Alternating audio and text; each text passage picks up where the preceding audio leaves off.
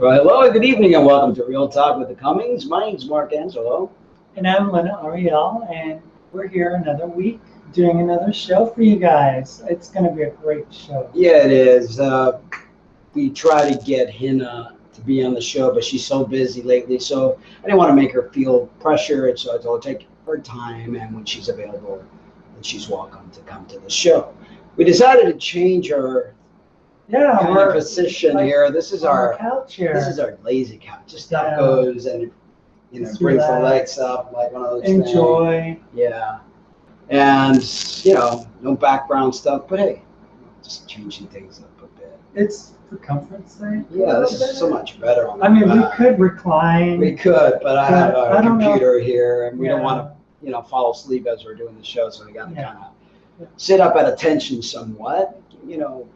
Guys, thank you so much for tuning in week after week. I know we've got our loyals. They sit there and they watch. A little shout out to Moon Demon, who's always saying something, interacting with us, and that's great. And all the great viewers that we have, and it's people that have been with us through and through. And I highly appreciate your support and love and all that good stuff.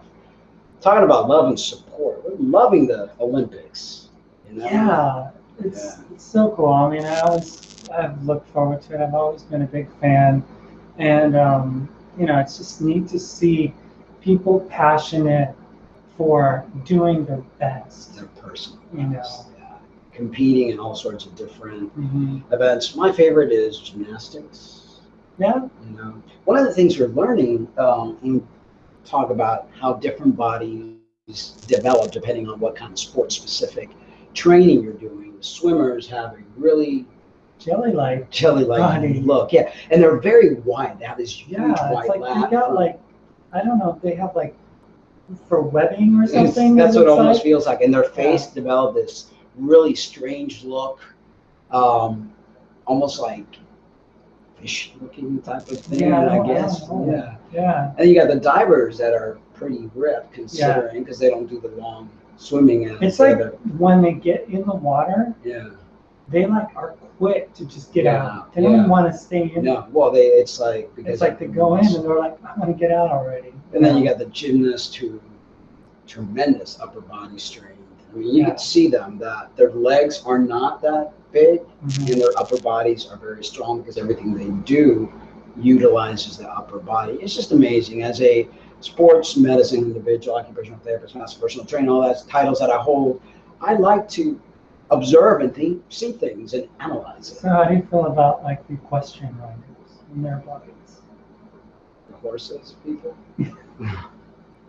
It's the horses that need to take all the credit there. I mean, they're up there doing their stuff, but it's... No, but the track and field is going to start next week. We've been watching some of the volleyball stuff. That's really fun to watch as well. Beach and the team volleyball. I like that. Tonight is the women's gymnastics all-around final. Oh, wow. So it'll be. CrossFit is another one of those events that we've been getting into. I mean, we're kind of old to really compete in that stuff, but my God, you talk about having athletic abilities. It's CrossFit individuals. I think they outpass any of them. I think so. I mean, it's like decathlon. What? Yeah. I mean, if you guys haven't watched it or caught a bit of it at all, CrossFit, oh my God, there's competitions that if you're weak-hearted, you can't, just watching it makes you go, whoa. I mean, this is what it's like, the ultimate fit person, literally. I mean, they have a documentary. It's on Netflix now. It's called Fittest on Earth, and it was a documentary about last year's competition in 2015, the Reebok CrossFit Games, and what these people can do after training so hard is unbelievable. And they don't know what they're going to do, like at the event. They don't know until they get there. Right.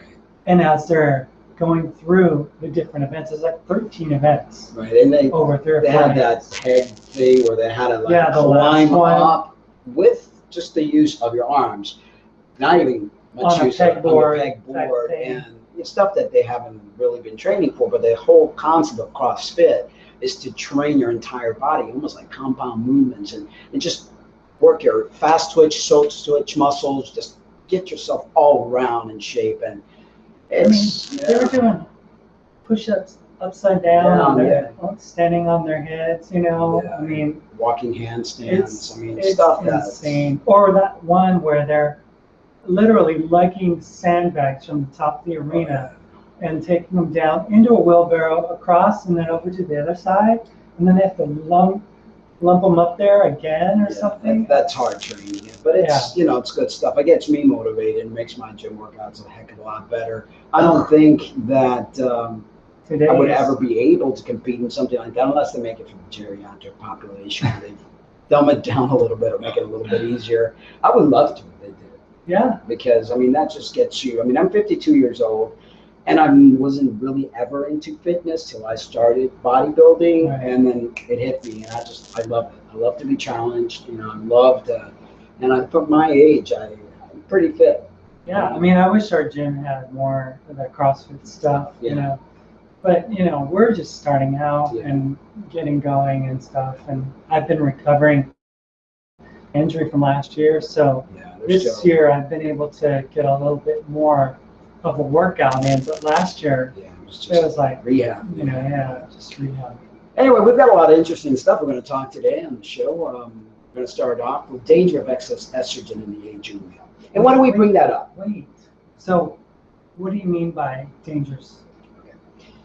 Let's try not to get triggers here. This is a very important conversation for trans women, especially. Your heart and soul may feel like a woman. That's fine and dandy. No one can take that away from you. But your biology, your body doesn't know the difference. Your body cannot be tricked, even though you're putting in female hormones. Your body's makeup is meant for testosterone. Now, as male age, automatically their testosterone level starts to drop and their estrogen level increases. Too much estrogen in a male can bring a lot of dangerous effects. So why do I bring that up? And why do I think this is important? Because trans women are on estrogen. A lot of them do orchiectomy or SRS or take Spiro to block their testosterone. Now their testosterone or estrogen level is gone. It's far off the chains, and that is going to cause you health problems. You can do this all you want, but it will cause you problems. It will rebound. A lot of the things that we're seeing is a lot of trans women are starting to rebound and starting to look like guys again. It's almost like the body's fighting.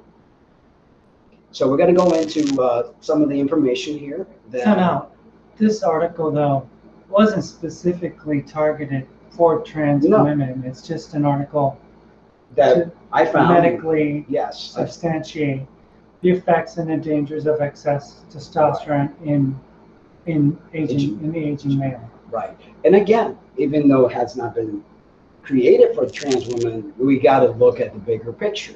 Remember, we haven't been doing this for so many years. We're guinea pigs. We've talked about this in the past.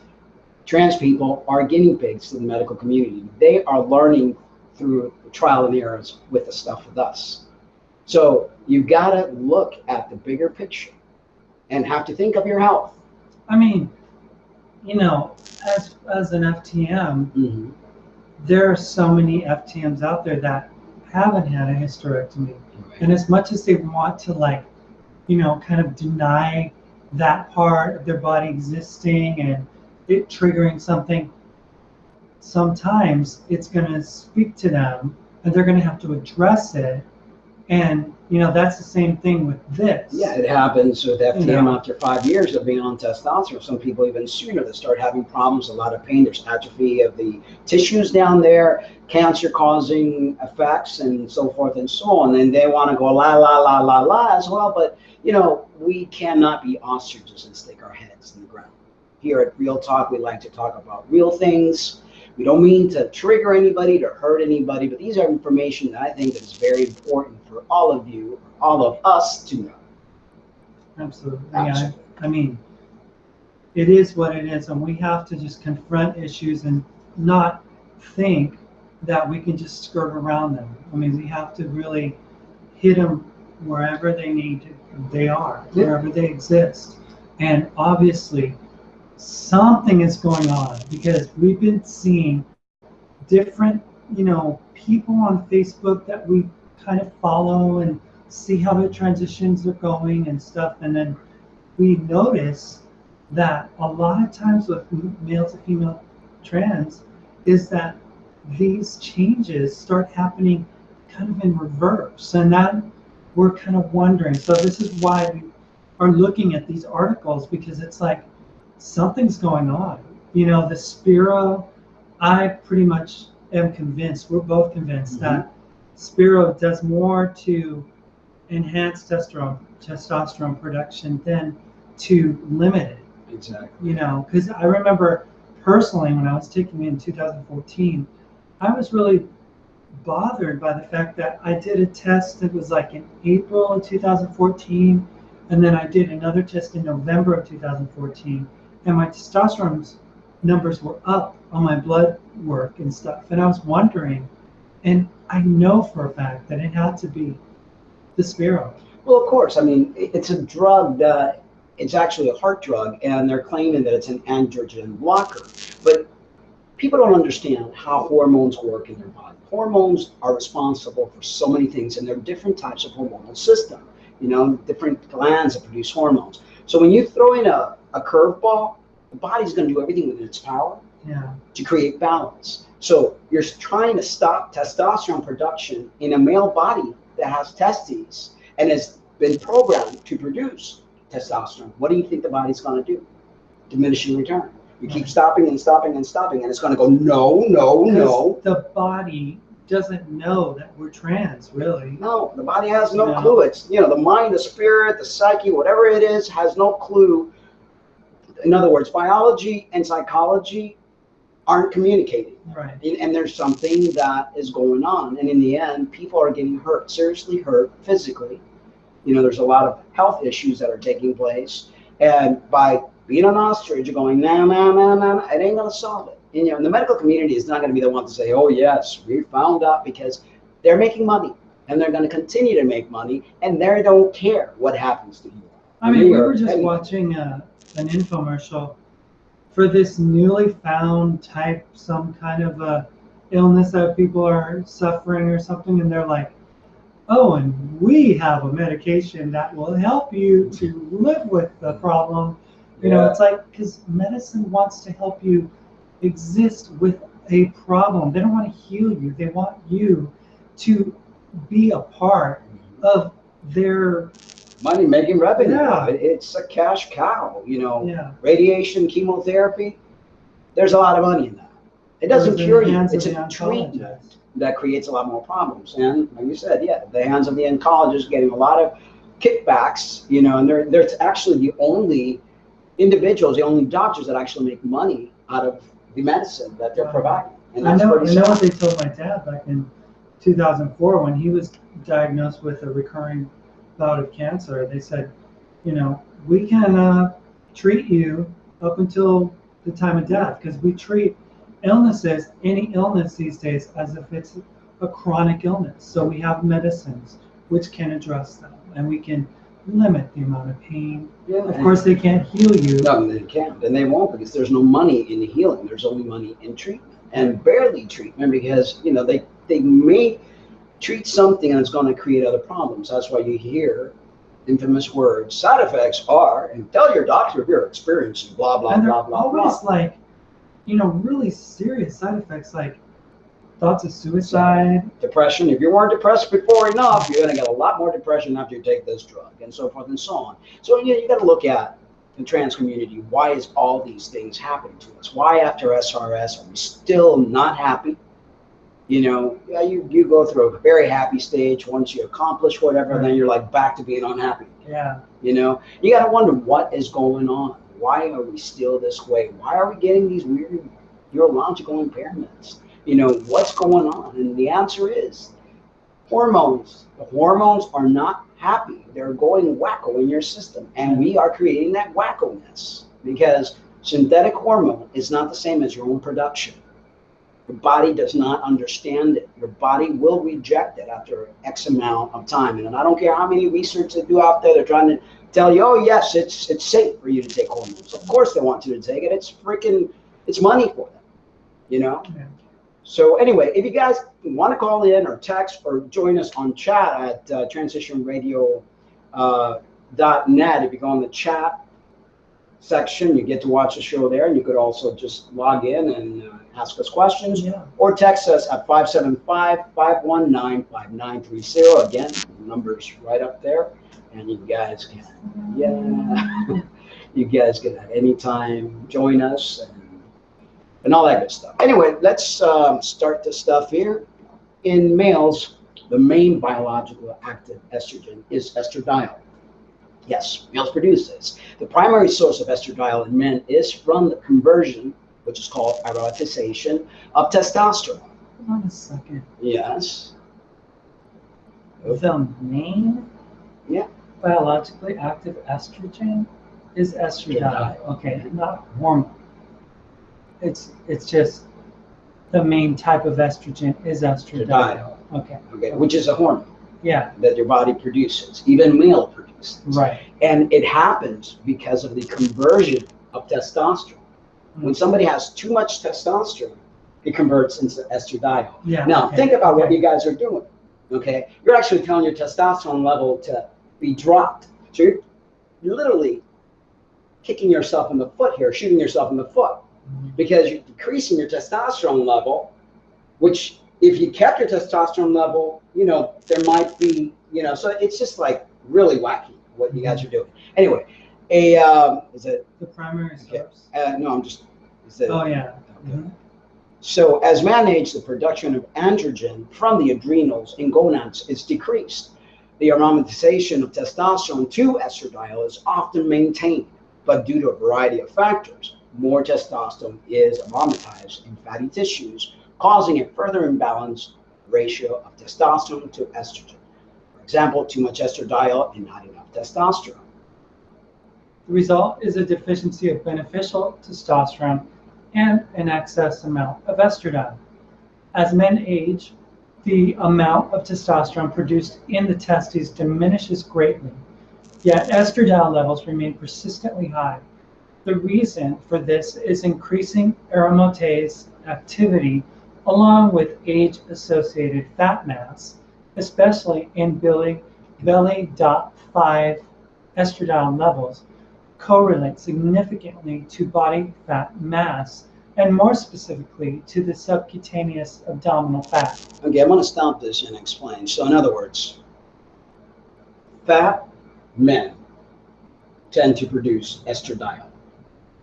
That is why men that are fat boobs. That's why they get boobs. Okay? That's, you see it nowadays. Men that are overweight have breasts. They're producing too much estradiol. So trans women that take estradiol and they're already fat, they're shooting themselves in the foot. Creating more fat. Right. And they're all excited about it. They see boobs growing. Yeah, they're all excited. They think, yes. Right. But they don't realize what's lurking underneath. Okay. The epidemic of abdominal obesity observed in aging men is associated with a constellation of degenerative disorders, including heart disease, diabetes, and cancer. Yikes. Okay, so C-word. The C word. What do you think is going to happen to the large population of trans women after being on estrogen for so long of a time. And as we're going to mention here, there is a magic number. There's a perimeter where people that have male bodies are supposed to have. And if you pass that perimeter, you're looking at heart disease, diabetes, and the bad C word, cancer. I mean, these are things that, you know, as much as we want to go la, la, la, la, la, you know, and I do that a lot because that's what happens. It's la, la, la. These are things that the medical community, the gender specialists need to look at and warn people. Yeah, but I mean, what are they supposed to do? I mean, they're supposed to like regulate testosterone levels, estrogen levels, I mean, to what that would be of a natal man. I mean, because then that would defeat the purpose for them doing estrogen hormone therapy. You know, I mean, it would in a sense, but in another sense is if you have to take these dangerous amounts of estrogen in your body to create so much change, then is it really what you are meant to do? Well, yeah, but we could say the same thing for testosterone. I mean, it doesn't take much for any genetically born female to take testosterone and then all of a sudden sprout hair and, you know, lose hair and, you know, I mean, their voice drops and all that. And it's just but as we've read before, testosterone, the hormone, is not as much of a criminal, if we could say, or it's not as dangerous as testosterone. Right, as estrogen. Yeah. But what I'm saying is that as we do age, this article just went off, so you probably this article starts talking about how the estrogen levels change in the body of a male because they're not producing as much testosterone. Right, automatically the body will do that. It'll bring some, and the reason it does that because of osteoporosis and things of that nature. Because the body, again, all male and females have a set number of progesterone, testosterone, estradiol, you know, all the different types of hormone, DHEA, cortisol, you know, to keep a happy triad, to keep a happy body, healthy body, there's got to be a balance. So I understand the quest, the trans women. They want to feminize as much as possible. They want to grow breasts. They want to do all these things. But the body has another program. Yeah, it does. But that's why we do hormone replacement therapy, because we want to go against what our bodies do. Exactly, yeah. But then at the same time, do you just want to go pretty to be in a casket? Or what I think is what is better to be understood for trans women like me is to be understanding of the fact that as we take estradiol, we don't need to take it as much as we did when we first started out. You know, I mean, the less testosterone, the less estradiol that one actually takes. If we take none, then obviously we're going to be super healthy. But if we take a decreasing amount, you know, because what they're prescribing these days is like pregnancy level type estrogen levels throughout. Yeah. You know, it's like, oh, you need an injection every week. Oh, you need to take your estradiol pill every single day. Yeah. And we're not allowing for these natural types of natural ebbs and flows to happen. And we're creating some kind of a false sense of reality because no woman actually has her levels like that. Exactly. Or like that, you know, because I can't tell you how many trans women I've spoken to in the past that have said they're all so excited about the fact that their estrogen levels are through the roof and they're so excited. And it's like, no, this isn't something to be excited about. This is basically your body turning your estrogen, you know, into testosterone. Because it's trying to balance itself. It's aromatizing. And also those unhealthy levels of estrogen are never healthy because at they all. create degenerative disorders. You know, they create stuff that this Cause is the cancer, reason cause why we get disease. sick, why we get heart disease, diabetes, chronic fatigue syndrome, all these things that we get, neurological impairment. How many people in the trans community we know now that are having Parkinson type of disorders. Your body starts to break down. And I mean, I don't know about anybody else, but as I've gotten older, my health is important to me. Yeah. Because it's different when you're in your 15, your 20s, you know, whatever. You look at life like you're invisible, invincible, whatever the word is. As you get older, your thought process starts to change. And this is why, you know, this article is pretty much geared at the aging men or the aging male. And there's a lot of trans women out there that have found their newfound self at later times in life, you know, 50 and above or whatever, 35 and above. Well, you know, this is definitely something that you need to understand that is happening with your body. And it's not, you know, something that you need to be using as, you know, like some kind of a triggering mechanism for your gender dysphoria, because the reality is that we were born with male bodies, and that regardless if we do SRS or if we have an orchiectomy, we will always have this male body that we were given from the time of birth. You know, reports that we have received and people talking about that have had orchiectomies and have had SRS, and then to the point where they become very depressed. And this is reason why. Because now there's no testosterone in their bloodstream. So now the endocrine system is really thrown for a loop completely. It doesn't know what in the world is happening to it. It's like, wait a minute, I have this source of testosterone coming that was naturally being produced, and now it's gone. Right. And the report is a lot of individuals who have gone through orchiectomy and SRS have had to go on testosterone therapy, because that's the only way. Awesome Cat, you know, several of the ones that detransition have actually had to go on some form of testosterone. Even genetically born females that have estrogen dominance, and doctors have to prescribe testosterone. Because even genetically born females are in danger of having excess estradiol. It is a big no. That's why they get breast cancer, they get ovarian cancers, they get all sorts of cancers, they get all sorts of diseases, they get all sorts of stuff. And I think that's why they started to give trans women Spiro, is because the estrogen was becoming very potent and very dangerous, so that by taking Spiro, they would allow them to prescribe less estrogen. But then Spiro is of a double-edged sword.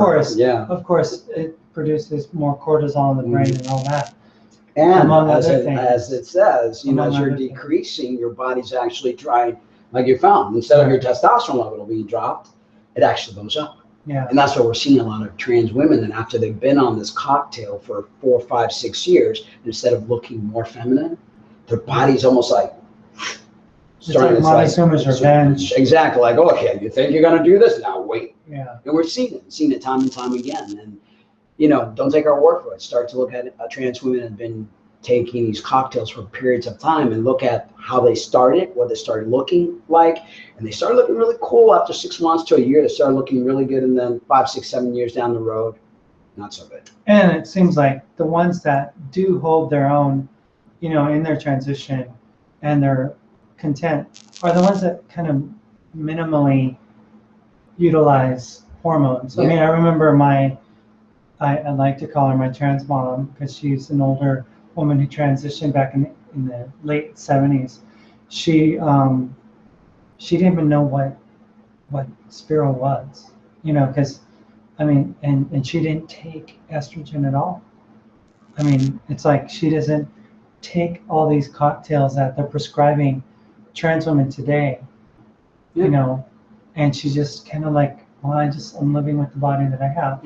Well, I mean, after a while, you kind of realize. And, I mean, older too, so I mean, not really producing as much, because she did have SRS. Right. But even if you don't have SRS, as men age, male body individuals age, your testosterone level decreases. What do you think a lot of guys that are happy to be guys have to go on testosterone therapy? Because they go through their own menopause. And then they have like erectile dysfunction, ED, they call it. You know, all this stuff is the excess estradiol in the body. Everything from putting stuff in the microwave with plastic, creates estrogen production. Everything that you're eating nowadays has synthetic soy in it. If you look at all the products that you're eating, you have to be careful what type of soy you're consuming, because it can be very bad for your health. It increases the dangerous estradiol in your body. Anyway, let's keep reading this. This stuff is like, pretty exciting. Protecting against toxic estrogen metabolites. It is not just excess estradiol that poses health risk. Specific estrogen metabolites may also initiate and promote hormone-related cancers. Daily consumption of cruciferous vegetables like broccoli, cauliflower, cabbage, Brussels sprouts, along with isoflavone-rich soy foods, converts these dangerous estrogen metabolites, such as 16-alpha hydroxyestrone. I am not a medical professional. You said that very well. To safe ones, 2-hydroxyestrone, that may protect against prostate cancer. And I'm going to stop this right here. They don't remove the prostate. You guys still have prostate even after SRS? No way. Shut up. So, for those who don't eat these cancer protective foods on a daily basis, which you should, low-cost supplements can supply the most active constituents of cruciferous vegetables. I don't recommend those type of supplements. Eat the vegetables such as indole-3, carbinol, and sulforaphane, and soy, genistein, and diethyl. One You're word. saying no. No, I would don't take it. Don't, because again, that's synthetic stuff. Yeah. You're better off eating your vegetables. You don't like to eat vegetables, you know what? Make like a V8. Take your blender, put celery, all these stuff, but tomato, add a little bit of sea salt or a little bit of stevia if you like it sweet, and make yourself a veggie smoothie, and get that in there and help yourself. If you're going to be doing something that's bad for your health, you have to try to at least do some damage control. Men also suffer crippling fractures caused by loss of bone mineral density. When aged men suffer a bone fracture, their risk of dying is significantly higher than women. I think it's interesting though when we talk about that, because what happens when even Fallon Fox would talk about how the MMA fighter, trans woman, talks about how her body changed from when she was boxing as a guy and what it is now, and even how they talk about athletes in the Olympics that are competing that are trans. They go through some kind of rigorous testing for their testosterone levels and estrogen levels to make sure that it's like making sure that they've lost muscle mass. Right.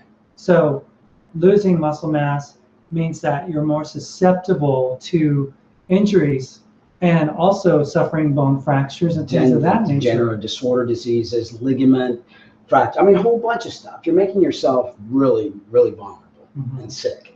And in the long run, it adds up as you get older. You're going to start seeing a lot of problems. And it's a lot more dangerous for a man to suffer from a bone fracture than it is for a woman. As they age. As they age, yeah. Exactly. Okay, so men with estradiol levels greater than 34.3 pg/ml had a slightly higher risk of hip fractures compared with those in the range between 18.2 to 34.2. This study helps confirm life extension's recommended range from estrogen level in aging men. Now, you said this isn't fair. Now, no, not fair in the sense of we as trans women want to have our estrogen levels in a level that's in range that's supposed to be feminizing. Right. But understand something. Transgender individuals have been around since ancient time. They didn't have any hormonal therapy. This synthetic hormone thing is very new. It's not even for women who have had hysterectomy or they go so.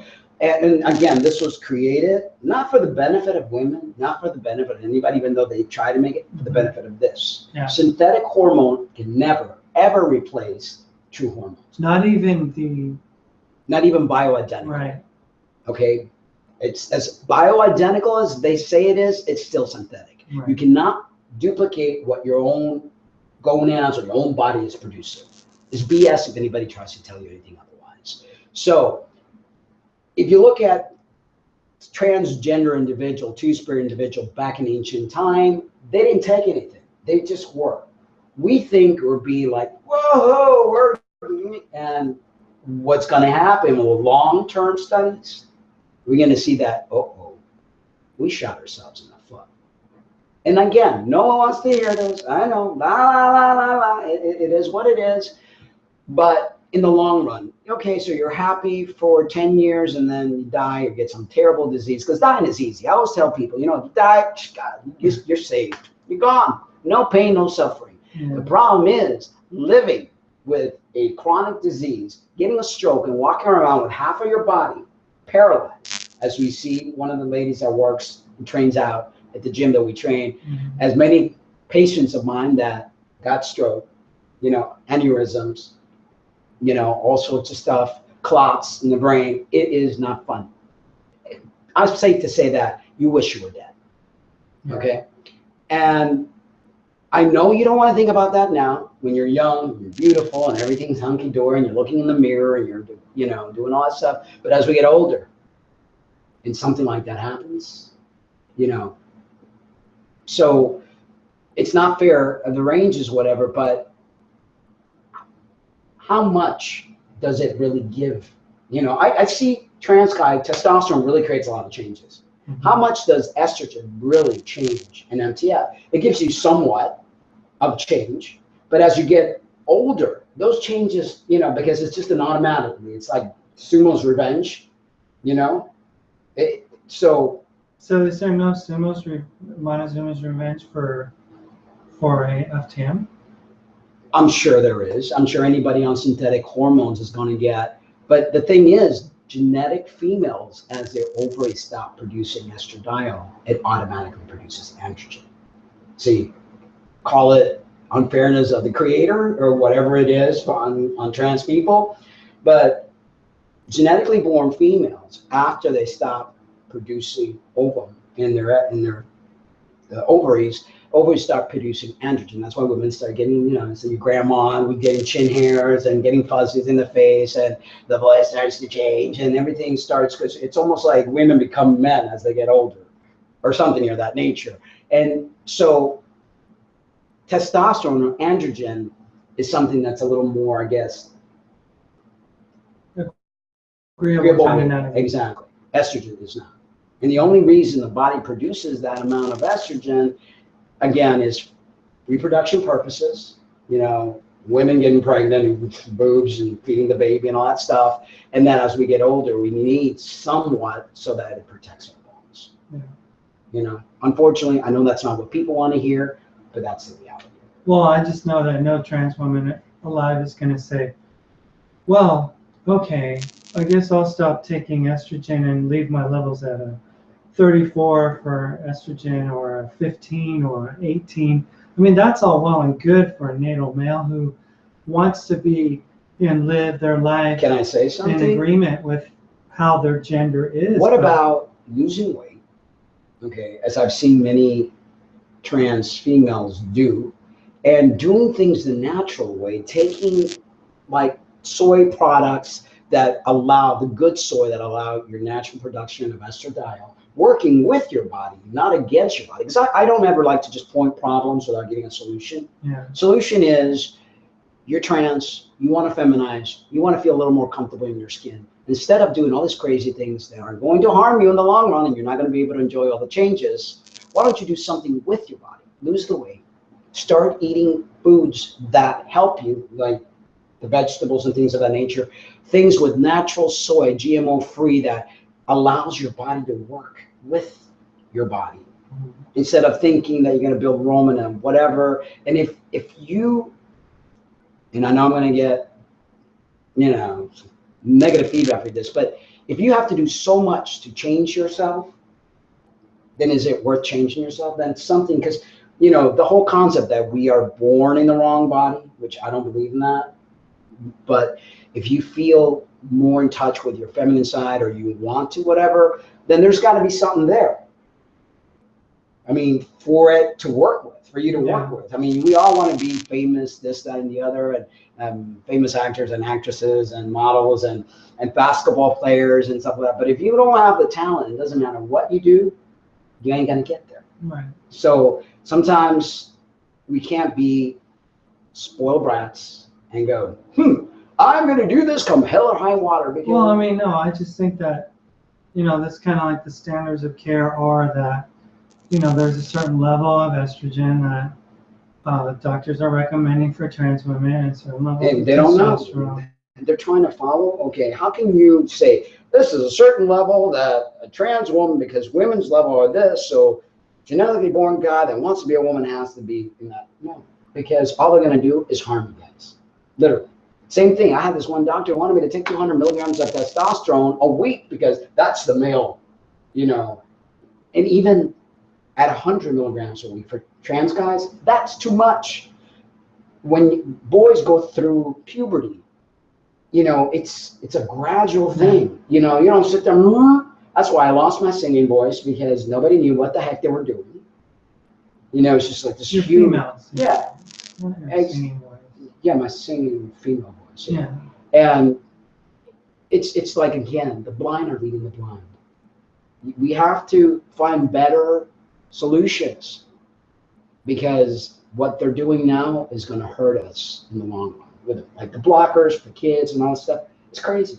It's crazy stuff. Anyway, so you or me that this study helps confirm life extension's recommended range for estrogen levels in aging men. Interestingly, this study also showed in the group of men whose blood was measured for estrogen and testosterone, those who were low in both of these hormones suffered a startling 6.5 times greater incidence of hip fractures.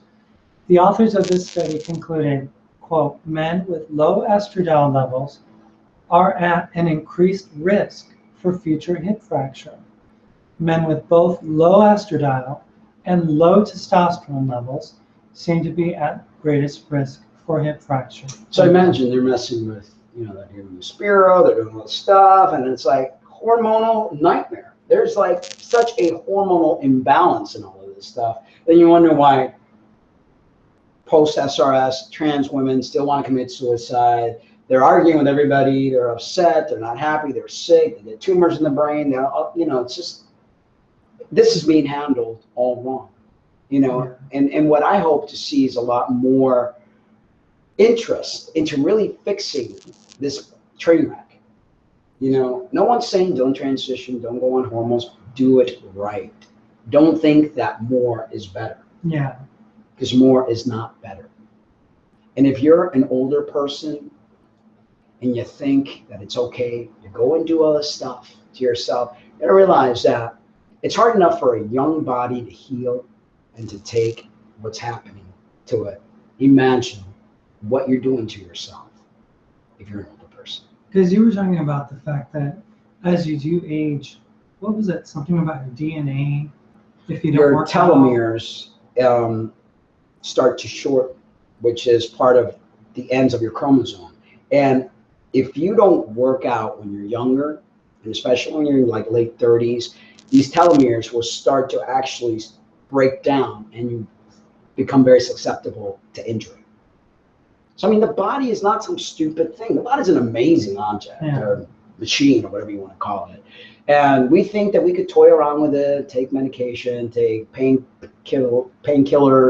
ibuprofen, mess with your liver, mess with your pancreas, and just do all sorts of stuff. Your thyroid, which I'm seeing in a lot of trans people, their thyroid is starting to get messed up. I look at some of the FTMs and MTFs and I see, you know, this bump starting to come out of their bags, really heavy bags into their eyes, and I'm like, whoa, they're gonna start having some thyroid issues, you know.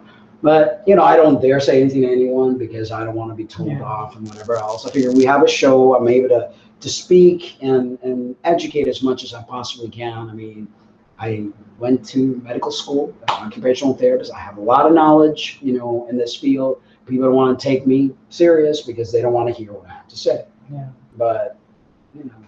I take you serious.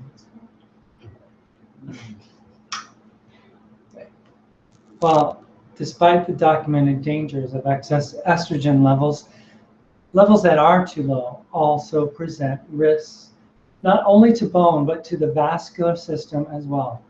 If a man were to intentionally lower his estradiol too much, he would very well suffer vascular disease because estrogen is vital to proper endothelial function.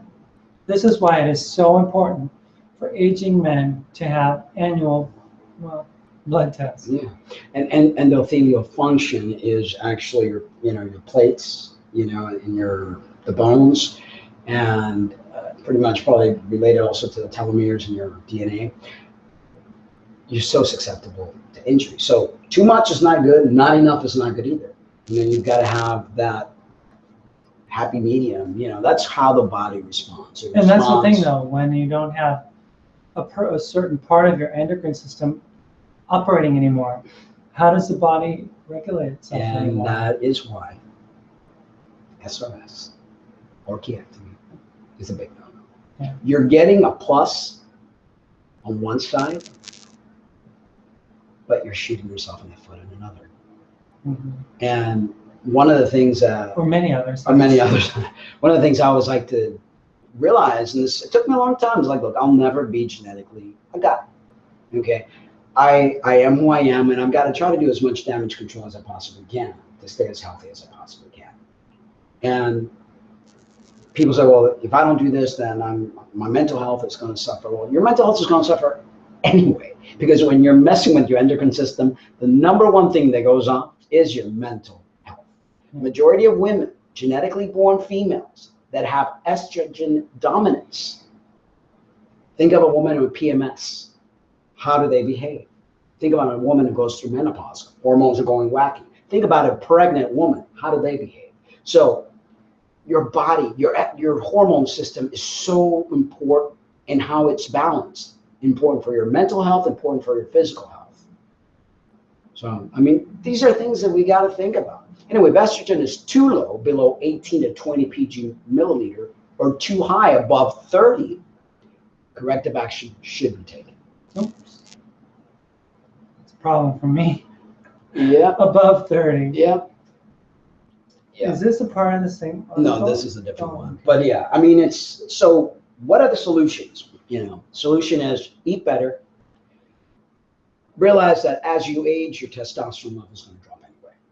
So you got to take that into account. If yes. you're a male-bodied person, you need to take those things into account.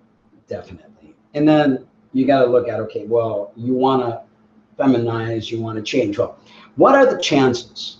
Okay, and this is something that most trans people do not think about, especially trans women, because, okay, testosterone is a hooray, it changes, because androgen is the stronger hormone. Estrogen doesn't really change you a lot. If it did, why do trans women go for FFS? Okay? Well, yeah, some do. Yeah. Those that don't really already had a very androgenic, I don't know, how do you call it? Androgynous look about them. And they really, no matter how much estrogen you have or you're taking, your nose is not going to get smaller. No matter how, no. It doesn't get smaller.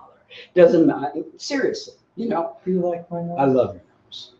I love your nose. No matter how much estrogen you take, your hands are going to get smaller. Your feet are not going to get smaller. Your face structure is not going to change. Your bone, it might get a little softer, a slight bit. Some people, there's just that's why they get FFS. Your forehead ain't going to get any smaller. So you're putting this estrogen in your body, what, to get boobs? What size do you really think? No, but then they end up... You're better off getting fat. You're better off eating a hell of a lot, getting fat, and then dieting down some, because then once you get gynecomastia, it doesn't go away. So I just think that they're going about it the wrong way. This whole medical system is, and then they're just putting all this stuff in your body. At least if your own body produces it, even though it's bad after you get older, but if your own body produces it, you're healthier. Right. It's a lot better for you than synthetic stuff that's going in your system. So what does estrogen really do for an MTF? Seriously, that high amount. What does it do? What, boobs? How many women get more than a cup size bigger when they take estrogen? The only reason those that do get it's because they're fat. So that was going to happen either way. Most guys that are fat, you ask them to lift their shirt up, you're going to see boobs. I mean, seriously. So has anybody really put the pros and the cons together? And they're just mindfully taking it. It's a lot of up here. Yeah. You're taking women hormones. So that, you know, and it's like, yeah, I mean, it's doing what for you, really? Yeah. Think about it. It makes no sense. But no one's ever, because it's all, this is all this is. There's a lot of up here. Well, you see videos of the first time they take their estrogen pill and they're like, yeah. It's like, yeah. And the thousand of men that have high fat and have boobs and they've been whatever, do they feel their estrogen levels are way higher than their wives probably? And they're putting themselves in danger. Do they feel like more of a woman too? Well, there's another article that we gotta go to because we're at 6:50. We've got 3 more articles to read. All right. So anyway, like when she doesn't want to talk about something. No, I mean, I know, but if we, it's fine. Anyway, I don't want to this is a very important article coming up, and one of the reasons I found this article was another trans woman that I know. Actually, I'm not going to mention names, was making a revelation that no matter how hard she works to try to be feminine and whatever, when she gets angry, that all goes down the drain. Right. And there was she'll reacted a certain way. They were running, ended up running in front, not paying attention, running in front of a car. The car gets pissed. The guy in the car gets pissed off, gives her the finger. Guy stops, didn't hit her, and gives her the finger. And she gets upset and bangs the guy's car. And the guy shakes his head and just takes off. That could have turned out to another situation. Mm-hmm. But she ended up reflecting afterwards and saying, you know, I need to stop that. I need to really stop reacting in anger. So everybody else on the page is like, oh, honey, no, it's okay. Even women get angry. You know, you're just being human. Yes, everybody gets angry. But there is scientific evidence that how men react to anger and how women react to anger because of socialization is quite different. And don't take my word for it. Here's the article. Both men and women are often ashamed of their anger. Although it appears they may experience their anger differently, according to ongoing research. For example, gender socialization can affect how men and women handle their anger, researchers have found. Quote, both men and women have been poorly served by the gender socialization that they've received. Unquote, says psychologist Sandra Thomas, PhD, a leading researcher in women's anger, who has recently also begun studying men's experience with anger. Quote, men have been encouraged to be more overt with their anger. If boys, for instance, have a conflict on the playground, they act it out with their fists. Girls have been encouraged to keep their anger down. Unquote. This is upbringing, socialization from the time we're little. Indeed, anger in men is often viewed as masculine. Quotation. It is seen as manly when men engage in fistfights or act their anger out physically, notes Thomas, director of the nursing doctoral program at the University of Tennessee, Knoxville. For girls acting out in that way, it's not encouraged or it's not acceptable. She says women usually get the message that anger is unpleasant and unfeminine. Therefore, their anger may be misdirected in passive-aggressive maneuvers, such as sulking or destructive gossip, she says. In her view, however, neither approach in its extreme is healthy. It is important, Thomas says, for both men and women to be clear and forthright when they are angry and to use problem-solving techniques in dealing with their anger. Things are not getting better in anger behavior, notes Thomas, who cites that many incidences today of violence among children. We need to understand what anger is about before we can intervene effectively. Differences in anger expression also needed, researchers say, are efforts to dislodge gender stereotypes about anger. Ju Tang Li, June Tangney, PhD, for example, has called into question common assumptions about women and anger, such as the notion that women have trouble with anger. Women don't have a problem with anger. They just manage it differently, says Trainee, professor of psychology at George Mason University. Women tend not to be as aggressive as men in expressing anger and tend to talk about their anger more, she says. They are more proactive and use more problem-solving approaches in discussing a problem with a person they are angry with. Women are communicators, you know. Generally, men don't like whatever, they don't like what they hear. They pout, they frustrate themselves, they walk out, they punch a wall. You know, that's the way men have been raised. And what makes ordinary women angry day to day? In 1993, Thomas conducted the Women's Anger Study, a large-scale investigation involving 535 women between the ages of 25 and 66. The study revealed 3 common roots to women's anger: powerlessness, injustice, and the irresponsibility of other people. Yeah, pretty much sums it up. While research has not yet suggested that different factors trigger men's anger, researchers continue to uncover differences in how men and women experience it. While he found that differences in men and women's total anger scores were not significant, he did find differences in the way they experience anger. Specifically, men scored higher on physical aggression, passive aggression, and experiences of impulsively dealing with their anger. They also more often had a revenge motive to their anger and scored higher on coercing other people. Revenge factor. So anyway, women, on the other hand, were found to be angry longer, more resentful, and less likely to express their anger compared with men. Giuseppe found that, found that women use indirect aggression by writing off a higher number of people intended to never speak to them again because of their anger. I think your sister is doing that to you.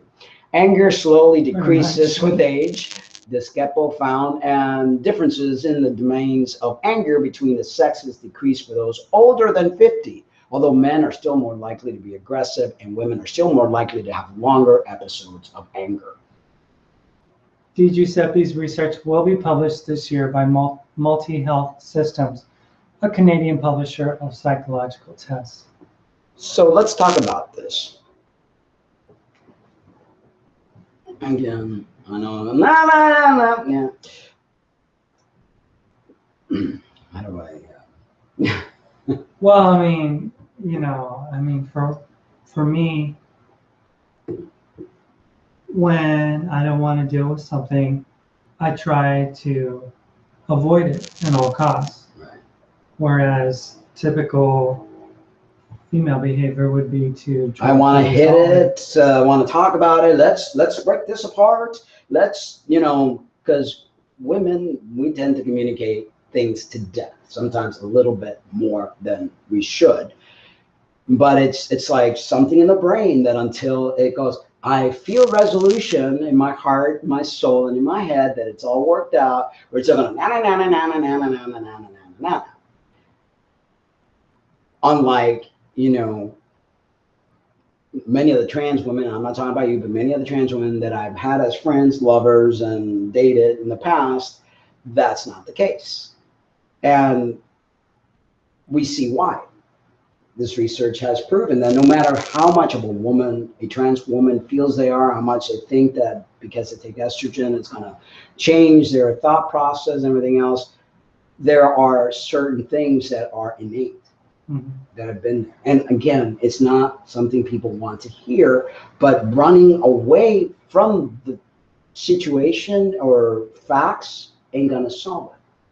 So could there be, some sort of behavioral therapy that trans women can do to maybe get away from that punching the car, and do some anger management and things of that nature that could help them? Yeah, of course. I mean, everybody could always benefit from stuff like that. I would have hated to have seen that guy in the car would have gotten out of the car and beat the crap out of the trans woman. I think that, trans women shoot themselves in the foot specifically with using Spiro, because that raises the cortisol levels in the human body, in a male body, and it makes them unable to deal with, and then it's things. everybody else's fault. And I'm not going to mention names of the prior relationship, the Spiro, and then even after the Spiro and the orchiectomy actually made it worse, because it's like your whole endocrine system goes wacko, and then the anger becomes even worse. And it's just, you're dealing with a raging hormonal imbalanced individual. What I find though is that there's so many times when, trans women are talking about stuff on Facebook, and then they admit to, something that would have happened similar to what we're talking about. And then, you have people that are just like, women get mad too, and, oh, you're just asserting yourself as a woman. You go, it's like, no. As we read, let's understand that male aggression is very overt, whereas female aggression is the exact opposite. Because we're taught little girls don't scream, little girls, little girls do this. It's very programmed from the time we're young, and how we hold on, how we process, how we express anger is very different, extremely different. Yeah. And there's nothing to be ashamed of. Hey, we're human, and again, there are things that we can do to improve our anger management skills, and instead of working so hard on chopping and adding and taking pills, we need to really work on our emotional health, our physical health. I think every trans person out there should be eating a healthier diet, should be putting healthy things in their system, should be working out. Whether you're an MTF, and don't shoot yourself in the foot thinking you have to get rid of all your muscle, because that's also, that's a show on its own. Metabolism is important for health, and you need muscle, because even some of those CrossFit women, man, they could kick some butt and have some nice, beautiful physiques. Yeah. But you need to really focus on creating a healthy body and healthy mind, so that you will find happiness. Happiness is not found on an operating table. Happiness is not found at the end of a syringe or a pill. Happiness is found within. And again, I don't want to give out a problem without solution. You're unhappy because you think you got given the wrong end of the deal, born in the wrong body. There are people that are born without arms. There are people that are born blind. There are people that are born deaf. There are people that are born with all sorts of stuff in life.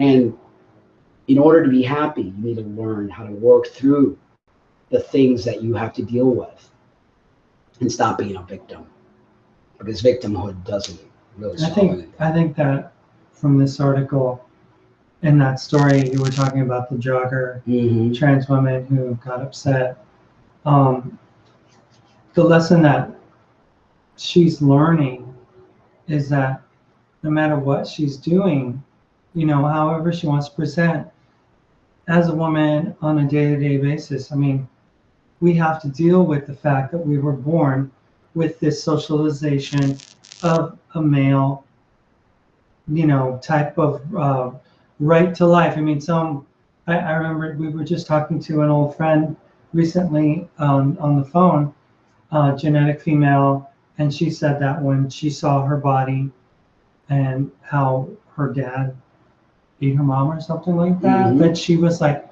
oh, this is the body that I'm cursed to have. Yeah, I'm a woman, and I'm weaker, and I'm weaker, and I'm gonna have to struggle and deal with these things. As a male born, unless you're a real pansy, guys never really had to deal with that kind of a issue in their brain. They were taught, you can be the president of the United States, you can be a general in the army. Go to the moon. You can be the greatest football player, baseball player, who ever lived. Yeah, you just, sky's no limit for you. Women don't get that. And that's women are, they describe a woman who won a gold medal in shooting as the wife of some football player. Not even giving her name. Not even giving her that glory of. A woman wins a swimming meet, a swimming event in the Olympics, and her husband is seen as being all excited, and the announcer says, "This is the man responsible for, this woman's success." And Not it's giving like, her instead any of kudos, a hard work. she's the one who was in the pool. But it's a man's world, and I think that one of the reasons why there is such a turmoil between the trans community and the feminist community and everything that happens, because, I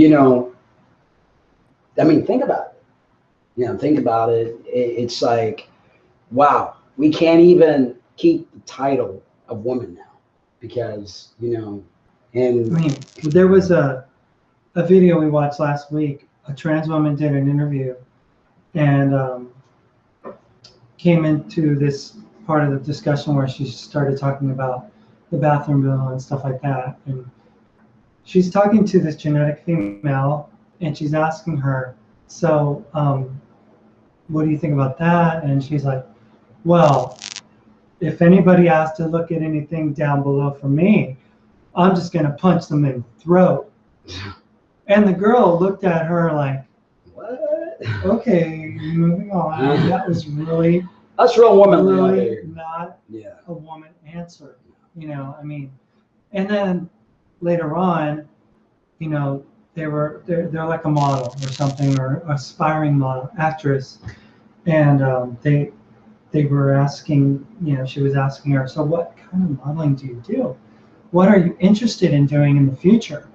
And the trans woman was like, oh, I'm wanting to go into print modeling, and and she's like, well, we have this furniture right here. We have this beautiful chair. Why don't you model this chair for me? And she's like, well, I don't. You have too much clothes on. I have too many clothes on. Because they're talking about, and the girl. So they cut over to the girl, and she's like, well, yeah. And then she just kind of did this thing with her leg, and it's like some natural essence was just, I mean, whatever. And it couldn't be done. And I think that as trans women, we get so frustrated sometimes. Like, I can see where the frustration lies in this person who sees himself in a feminine manner, and then that ugly side of them wakes up and says, hey, I'm still here. I never went anywhere. I'm still going to react when I'm crossed, when people say things. And she's like, I took this selfie, a few minutes before that, but I was in no mood for a selfie at that point in time. And I was mad. And she's recognizing that she's really having a problem with that. And the key is, it's a beautiful thing to realize that we have a male and a female side. Everyone does. Some more than others. Some people are more two-spirit than others. Some people are more in tune. Some people could actually present themselves equally as one gender or the other. Instead of fighting that, because most trans people want to fight, they want to get rid of that other side. Fighting the other side is only going to make you unhappy. It's going to make you miserable. It's going to always make you battle yourself. And I think where the answer lies is to make peace with yourself. Because we're seeing people that hate that other side. They're always miserable. They can't get rid of it because that other side's going to keep going. Hi, I'm here. So, I mean, for one, okay, anybody responding in the way that she did by pounding the guy's car, that's just immature behavior. I mean, it doesn't matter if you're a man. It doesn't matter if you're a woman. Right. It's immature behavior, and but you they need say to look that at that. Men tend to. I know, but men are immature. Men need to not be that way. Right. I mean, it's like there's a time and place. Life isn't always on the football field. Or there's you're an not inside having voice. war with. There's an outside voice. There's an inside voice. I mean, there's certain things that we as people need to learn. Social graces is not getting mad and hitting a car. I mean, we don't do that. But male aggression it's immature. Male aggression is immature. And a lot of males, I mean, we see competitions and things on TV. If you watch the Olympics, you see men get more vocal, get more mad when things don't go their way. Whereas women hold it in. They go in a corner and they start to cry. Yeah, or if they do get mad at themselves, they go privately to exhibit that behavior, but they don't make a big show of it, like men do. Men are like, they'll throw the weights, down, or throw something else out, or yell or cuss. That's why, and all these articles are going to be in the actual feed for YouTube to link on if you want more information on them. And has anybody tried calling in for any other question? We have one more. No, nobody's. One more article. We have two more actually, but 2 more. Okay. Yeah, but I mean, we always want to blame the devil for stuff. Oh yeah. We always want to say, I remember hearing the devil made me do it. And the fact is, when we awaken ourselves up to understanding that it's not really the devil as per se, pitchfork, red jumpsuit, and fire and stuff like that, but it's our own devil that we create in our mind.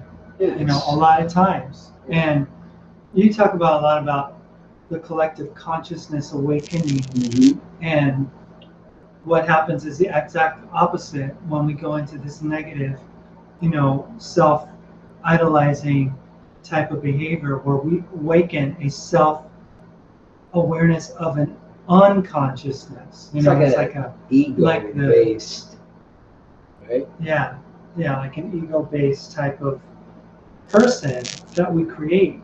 Because we're creator gods. We, through our thoughts, we make things happen. So this article was really interesting. I come from a Christian background, but the devil isn't the guy with the pitchfork and the red jumpsuit. It's our own. It's our own mind. It's our own creation, our own avatar that we create within ourselves. And it applies to the trans community, definitely, in a massive way. But with so many misinformation about demons being promoted in various media, we feel important to demystify the demonic. Long before Christianity became an organized religion, what our ancestors defined as the devil or demons were definitely not what most consider them to be today. This change occurred over many, many centuries and happened because of persuasive religious beliefs that impart fear to followers, allow us to assert that there is, however, a demonic unconsciousness that is pervasive throughout much of mankind, it would seem. And what that means, we'll attempt to explain. Okay, so getting to know the devil. Let's take a look here. Throw away the idea of a red-faced fiend with horns. We're going to take his mask off and explain who the devil is. The devil is a created identity, a false self that a person strongly believes to be their real self. We often identify with it as being me and carry its life story within our memories, living through everything that has ever happened in the past. And because the false self lives in either the past or future, it can make us do the things we do not want to do. I mean, that fits perfectly with the trans narrative. Yes. We create another part of ourself, and we give that self occupation in our lives, and then takes over. Before you know it, that false self becomes what we think is us. The ancient label is part of us, that did things contrary to what we want or who we are, as the devil or Satan, meaning an adversary. This devil remains hidden to most of us because it's created by the mind, and so we think that it is but we think it is us. But do not despair. The devil is not something you should fear or fight. You only need to become aware of what it is and how it gains its power in order to lessen its grasp. And that requires you to first know who you are so that you can perceive the difference between the true you and the imposter/deceiver. Where does the devil originate? The devil within mankind is formed individually and collectively through human thinking that is left unchecked. The mind turning negative when thinking is not grounded in true awareness. False identity can be considered, even collectively, as a devil, a strong, deluding energy, a blinding darkness within a person or people that can spread throughout, shared through, much like a virus. What is happening now? Spread through shared thought. Yeah, much like a virus. It is thinking that causes a person to live in the past or future and never in the present moment.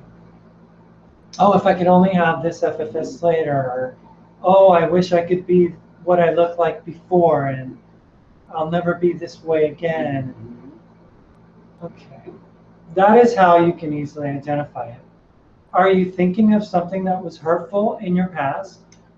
Are you worried about how the future might turn out? If so, in either case, you're living somewhere else other than the present moment, and it is all happening in your mind. Dwelling on the past is the source of depression. Dwelling on the future is the source of anxiety. And that makes perfect sense. I mean, when you're constantly thinking about the future, about things that you have to do and whatever, you get anxious. When you're constantly dwelling on the past and how you wish things were and how things were better back then and how you had this and you no longer have that, you become depressed. You know, it's like living in the now is the key, and stop being so self-consumed. The demon in our head, it's another entity. Demons are negative thoughts and thinking patterns that we unknowingly create and empower.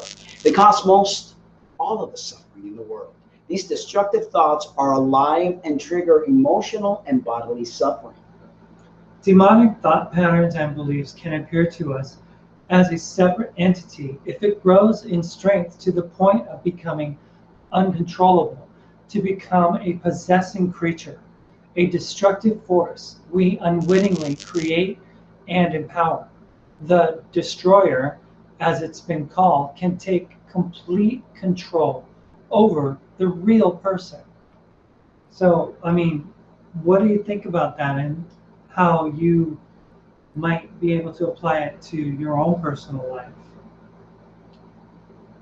It's like certain traumas that we faced when we were younger, and we vowed to never allow that to happen again. I could see how Mark came to be, to protect the person.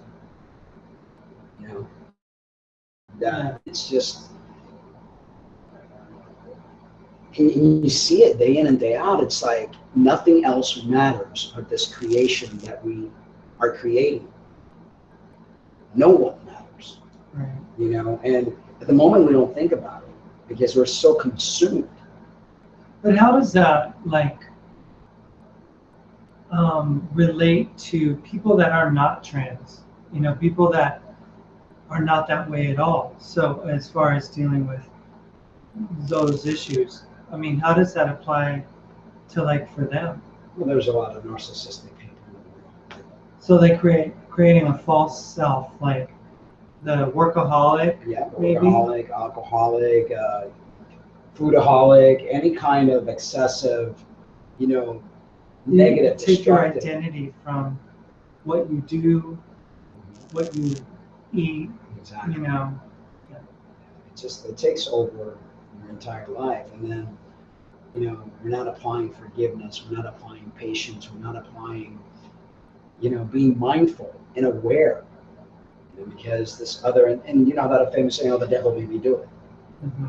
Because it's like this thing that takes over your life, literally. Yeah, I know for trans people that really does make its presence known in a very palpable and real way. You know, I mean, it's like families are destroyed, careers are destroyed,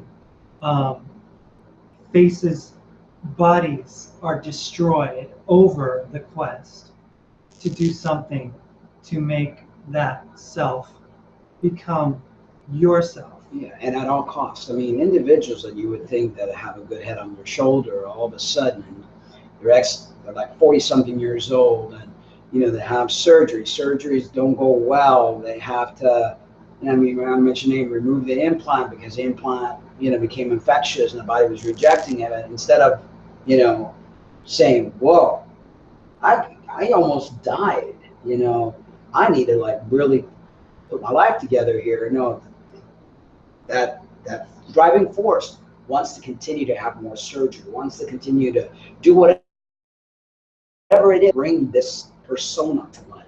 Right. It could kill them, but then it brings this persona to life because that other persona that they're bringing in life doesn't care about the host. Yeah. It's like a parasite. Yeah. They don't care about the body that they're living in. They're gonna invade that body at all costs. Or a person that says, screw my job. I have a full-time job, but I'm gonna set off for Los Angeles and become a model and some kind of a superstar at the age of 30 something, and I'm just going to leave all sense of responsibility out the window completely, and I'm just going to pursue my dreams, and it may kill me, but at least I'll die trying. Yeah, you know what I mean? And having no sense of awareness because there's really no talent there. I mean, compared to real talented people, there are lots of talented people heading to Hollywood. So if you go to LA, get in line. Yeah, but with the rest of the world, can't talk any sense. And I know no one could talk any sense to me when I was doing what I was doing. No one could talk any sense to you when you were doing what you were doing because it's like this persona takes over. It's like they go, I'm driving this ship now. Hell, you just shut up and let me leave. Right. And I know it's hard to hear, and I know people don't want to hear that, and people, but if you really did some soul searching and reflected, you probably go, damn. That's what happened. Yeah.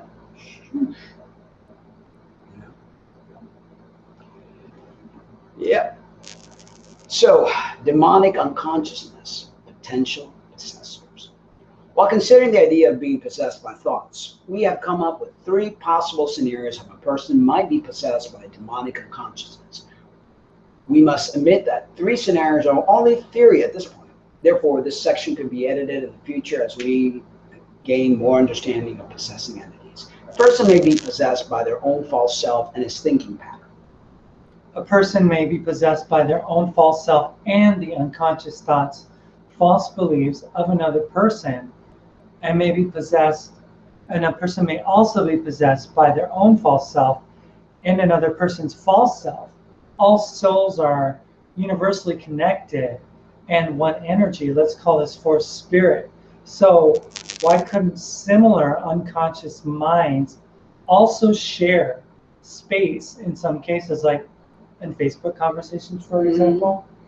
This would be what it's known as demonic possession, ghost possession, or spirit possession. In all 3 scenarios, the possessing false self and his thoughts are created by unconscious. So how do you overcome these? Demonic. Well, I mean, if humans create negativity, then demonic thinking can be dethroned and done away with through awareness.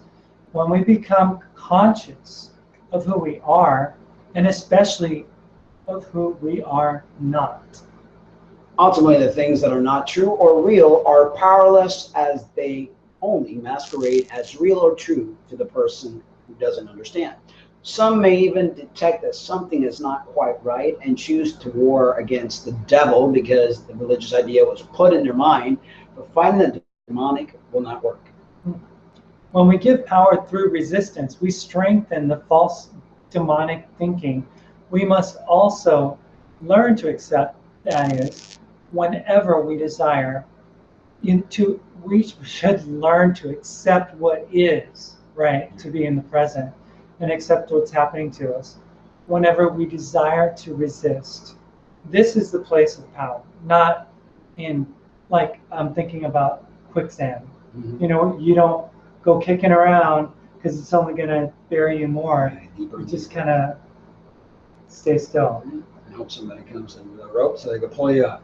Anyway, when we understand our own darkness, we become aware of the devil and demons that create our own personal torments.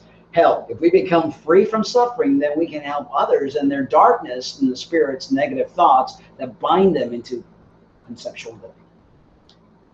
People may have been possessed by negativity, which the Bible talks about when it says that Jesus reportedly spoke to demons and devils that were in people. You might wonder how such influences, whether self-created or group-created, could enter and remain within a person. We only need to recall the groups of people throughout human history, even entire countries, who made destructive choices as one accord because of misguided thoughts and beliefs. For example, wars, cults, I'm thinking like Hitler and the Nazis. This type of mass-mindedness is known as tribal thinking. I'm a big believer that we as a conscious mind, we're doing now, exactly, with these presidents that are, running for presidency and all that stuff. We create all sorts of, the collective consciousness, group think. People tend, I think that's why all of a sudden this trans thing has gone viral. People tend to strongly identify with thinking and form beliefs. This creates mental constructs, and the person lives within concepts, repeating behavior and reacting to the world around them. But most of us are unable to recognize this because we place so much value on our thoughts and what we learn. We only see ourselves as the mind. And by doing so, we are effectively blocking out the bigger part, the true essence of who we are. Our ability to think is not bad, but if left unchecked, the mind will keep us on a continual mind stream of thoughts. It never shuts down and may keep on the past, the future, anywhere except the present. When you think, you're often not aware of the present. Very true. So, when you talk about living from your heart, living, in the present, and what does our mind do? It keeps us always focusing on what was and what will be. Any situation, for instance, like if you had a fight with somebody in the past and something that happened in the present triggers that memory, you're going to react the same way you reacted in the past. And instead of healing from the past and growing from it and saying, no, this is a new moment, this is a new situation, most people end up, and that's why there's fights. Couples and Well, have you noticed your mind jumping from one thought to another? Have you ever been awakened at night worrying over something you need to do or fretting over something you've already done? Have you ever observed people talking to themselves? Do you talk to yourself? Have you ever attempted to stop thinking, but couldn't? All of this is mind stream, seemingly endless flow of uncontrolled chatter in our heads. That's why meditating is so important. It teaches you to get rid of that chatter. It can put us in a state of torment. It can keep us from knowing the deeper part of our being. It's like, oh my God, I need to go get this surgery done. Oh my God, I need to do this. Oh my God. And it goes on and on and on and on and on and on to the point that it drives you insane. Well, what are some of the steps that you can do to start to break free from these kind of things? Well, one, you must be at a place where you no longer wish to suffer and are ready for a change. You must recognize that you are more than your mind. You are the awareness behind the thinking. You should work at stopping your mind from thinking by stepping back from it and focusing on being aware of the present moment. Try doing this in short intervals until you can do it longer and more consistent. It's like working a muscle. You work, because we are so taught to come from here instead of here. After you have stopped thinking, seek to be in tune with your inner core, the awareness. You can grow the time you spend here and away from thinking. That's why meditation, it's exactly what meditation does. That's why people feel empowered after they meditate. That's something that I've got to really start looking into. I have a lot less stressful things in my mind these days, so it's not like it was in the past, but I'm sure that there's a lot of benefit. We've been talking about it. So, but apply thinking after stepping back. Then step back again, apply thinking, and repeat. Rinse, repeat, and repeat. So, yeah, very interesting article, and actually the website is a very interesting website in itself. Yeah, it really is. Yeah. Certain things people aren't going to agree with. Well, obviously, it is, I just think that you gather. I'm the kind of individual, I gather things here and there, and then I make my own assumptions. I don't just go, oh yeah, I believe in this, but if it rings true, we have a true center right here, your heart. And when something rings true, your heart kind of feel it. You kind of know, this rings true, the whole thing about group thinking and how collective consciousness, how people, it's so interesting. And just the fact that, your false created self can be false created self, and it kind of like energizes itself Feeds together. And they I can't help but think that, this is the kind of thing that happens in, social media all the time. And people take a selfie. Yeah, and they're like, oh my God, I could do that. I'm trans. Yeah. Just the people that were training for CrossFit, how did you start? Well, I saw a person online, they started doing it, and I just thought, hey, I could do it too, because we all want to be part of that tribe. We want to belong. We want to feel self-worth. You're feeling bad because you're not achieving your potential, and then you see something that could possibly, hey, you could do this, or yeah, I could be this, and it's just before you know it, you're on the way. SRS, hormones, and the whole 9 yards. Like I said, back in the day, because we've been around, Two-Spirit have been around forever, but no one did anything to harm themselves. On the contrary, the Two-Spirit people were the healers, the shamans, the teachers. They took care of the tribe. They were there to help people. That's not what I see in the trans community. No. They're there to help themselves. Right. Talk about conscious and talk about, we saw Roots, a remake on History Channel. And been watching a lot of stuff about slavery. And one of the thought that has come to me, even before watching all this, back in the day when I created my album, produced it, and recorded it, Enslaved, I always said, we're still slaves. Doesn't matter what color of skin you are. You may not have the shackles around your ankle. You may not see the bars in front of you. But check out what this article has to say. A wage or a cage, we are all slaves. None are more hopelessly enslaved than those who falsely believe they are free. This is a quote from Johann Wolfgang von Goethe. In 1865, the U.S. formally abolished slavery, supposedly with a ratification of the 13th Amendment. The text of the 13th reads as follows. Section 1. Neither slavery nor involuntary servitude, except as a punishment for crime whereof the party shall have been duly convicted, shall exist within the United States or any place subject to their jurisdiction. Section 2. Congress shall have power to enforce this article by appropriate legislation. That's seriously it. Just that. Basically, a resign. All right, guys, party's over. No more slavery for us. It even excludes an except. Because, hey, there are always exceptions. It is 2016. Slavery has only been explicitly outlawed for the last, get this, 150 years.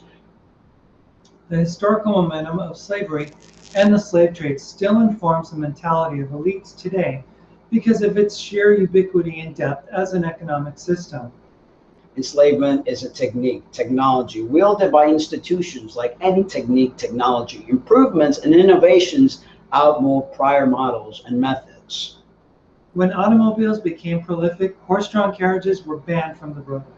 This would not be called the abolition of traffic. Slavery upgraded from an avert system to a convert system. Plantations were replaced by plants, and get this, factories. Captains of industry are captains of industry. Slave owners were business leaders, moguls, empire builders who arranged systems of human employment designed to maintain and reinforce their positions as the elite. Obviously, a free and endless supply of laborers helped to maximize and centralize revenue. They put people to work. They were job creators. The overt system of African slave labor built the infrastructure of a more insidious and convert wage slavery system.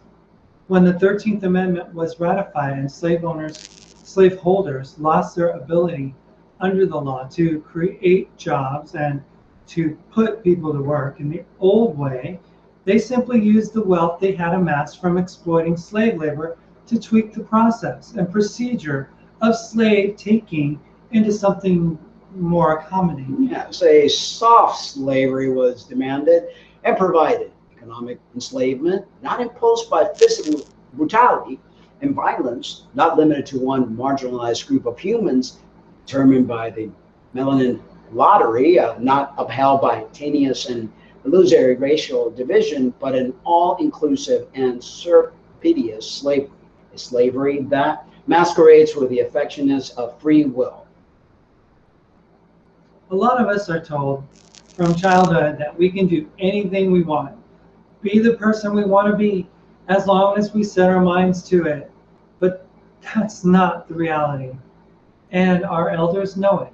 With childlike clarity and keenness, we may even subconsciously recognize that the lesson, though designed to be encouraging, is dishonest. Very much so. We see that they are unhappy about their contractually obligated investment of time, 5 days a week, 9 to 5, to a gig that is for them personally unfulfilling and spiritually draining. Our work becomes uninspired because of the repetition and boredom. Tedium decays the physical brain until over time we begin to resemble the lobotomized, automated, and that the elites' wet dreams consist of. People do what has to be done. Work is about survival. They may have gone out of their way to get an education, a certification of some kind that qualifies them to work in a particular field. Work in a particular field calls to mind some slavery image, doesn't it? And the work itself may even be enjoyable, but it is always performed at the expense of other things. The maintenance of relationships, creative endeavors, and free time. Most importantly, time to do nothing, time to vegetate. Call it capitalism if you like.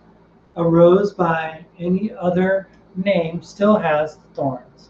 The label isn't as important as the recognition of the fact that the constraints of modern civilization are as inhibiting as chains were in the past.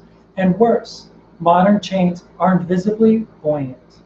We voluntarily tied to our electronic gadgetry and are as restricted by this technological addiction as slaves once were by lead weights. Mobile phones act as portable traps that capture and cage human consciousness. This is why they are called cells.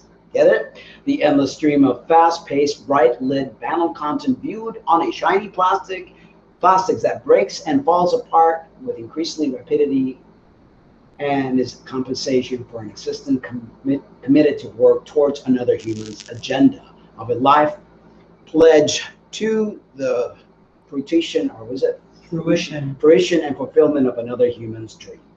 Humans are primates. We aren't designed for doing the same thing in the same way, day in and day out. Human beings are creative creatures, an organism designed to design. We're, what you say, creative gods? Yes.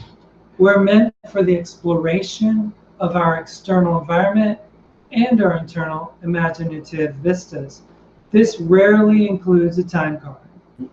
And clogging out. It's crazy. I mean, it's like lifespans are finite and the hourglass doesn't stop. Living requires spontaneity. Spontaneity requires the freedom that if you have a 9 to 5 gig and are a regular tax filing citizen, you've been duped into thinking you've got it. Actually, the first step towards building a future for humanity that recognizes and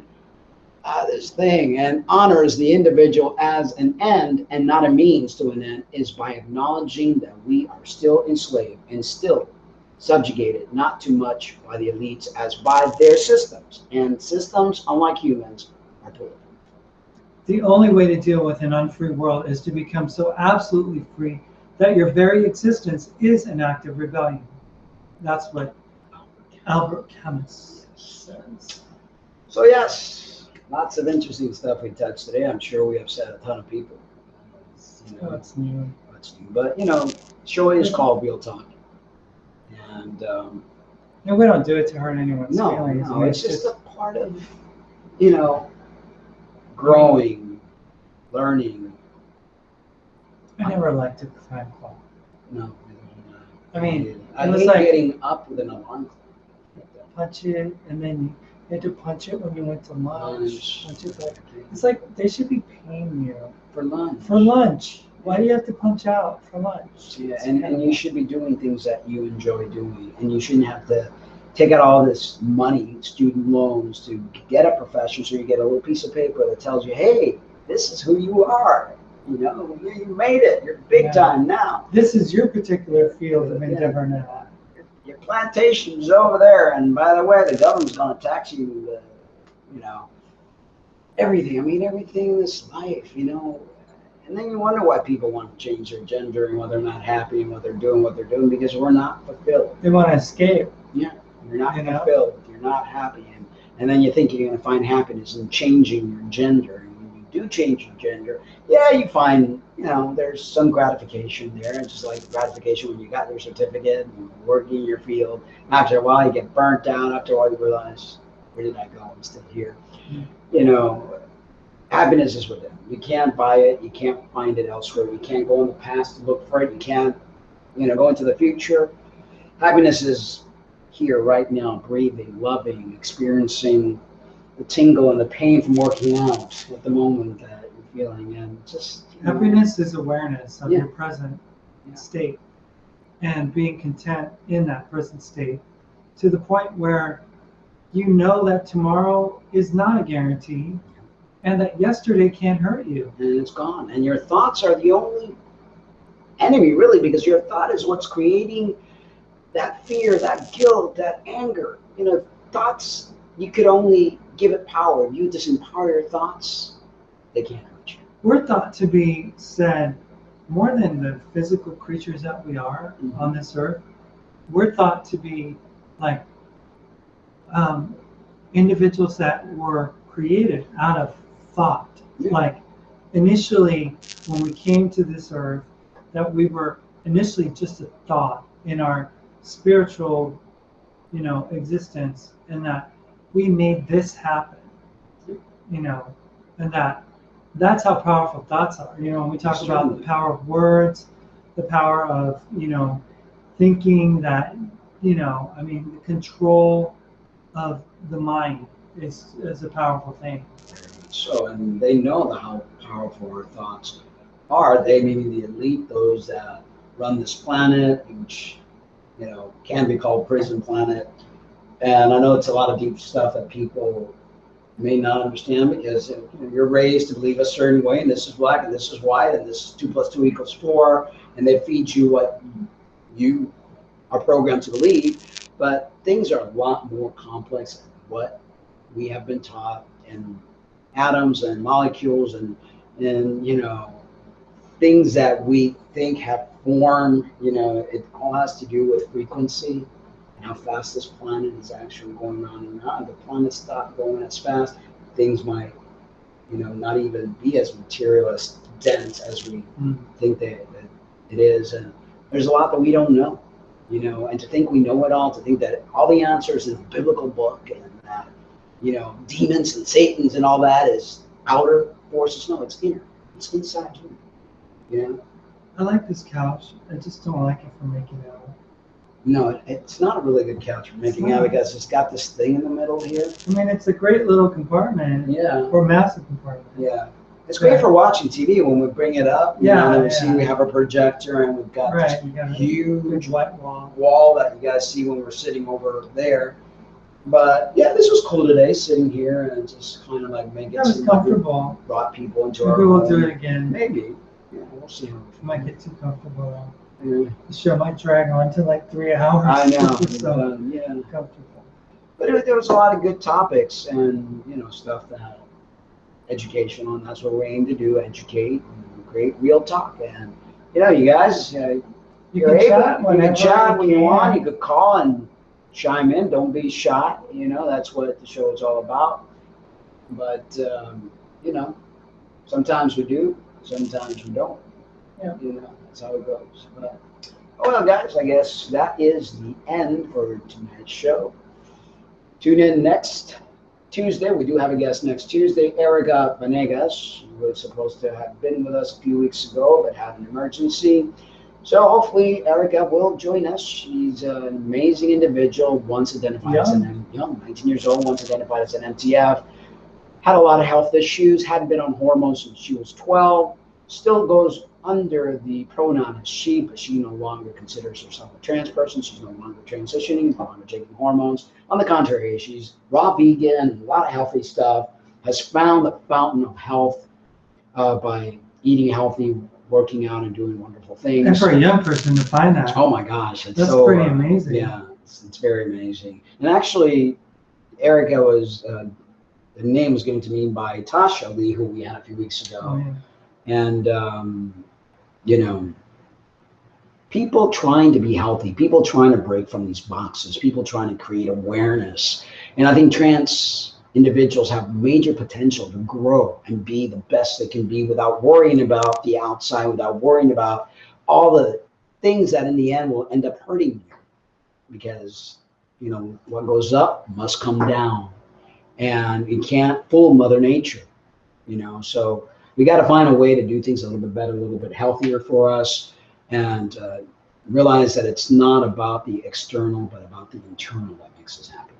Yeah, being aware, being awake, and in the present moment, living your life right now, because this is the only thing we have is right now. That's all we got. We don't have the 401k in the future. No. We don't have the, you know, Social Security income in the future. I mean, we don't know. We don't know what's going to happen. What's going to happen after this election this year? We could be Mad Max the movie, for all we know. I mean, could be. So, you know, anything is possible. But you know, the one thing that you can take with you when you go is love. If you guys ever watched the movie Ghost? I thought it was a very romantic movie. Yeah. That he died, but he I haven't seen it in a long time. Yeah, and it's love transcends any dimension. And we're here to collect experiences, collect feelings as spirit beings having a human experience. Anyway, guys, we love you. But remember to always love yourselves too. And we wish you all a great Tuesday. And good night.